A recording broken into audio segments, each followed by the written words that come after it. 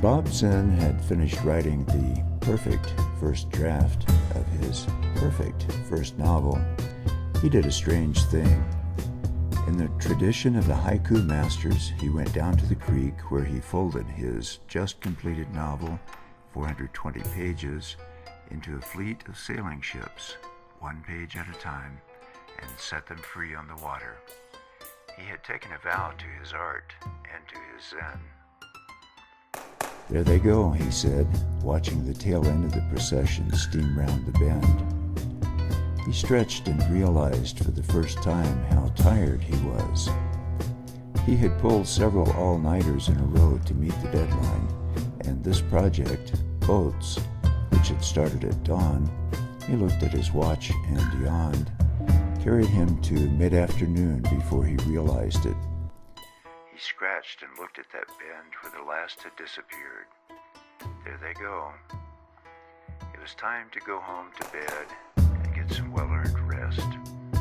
His feet barely touched the ground as he walked.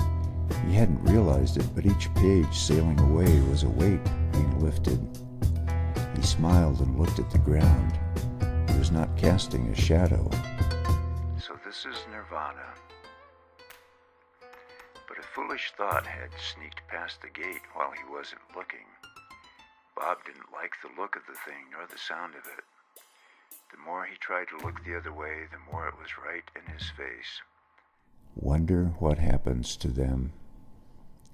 He knew without consulting sage or book that the question was not zenful. He turned back toward home and started walking.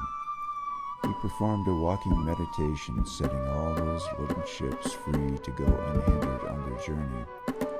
But with each step, the ships came closer and closer and closer, until he keenly felt each page like a child tugging on his pant cuffs. Wonder what happens to them. The creek followed the sun, and it was a hot afternoon. He stopped from time to time to lower his lips to the stream and drink. He thought he caught sight of the little boats occasionally rounding a bend, and as he came round the final bend, saw through the trees a curious sight. A fabulous woman, more than fabulous, perfect, was stretched out over the water to retrieve the final ship, which was just now sailing by. Beside her was a stack of unfolded little ships, the entire manuscript.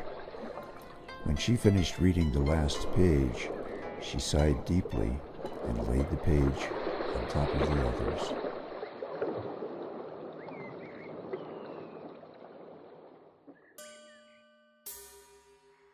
When Bob Zen had finished writing the perfect first draft,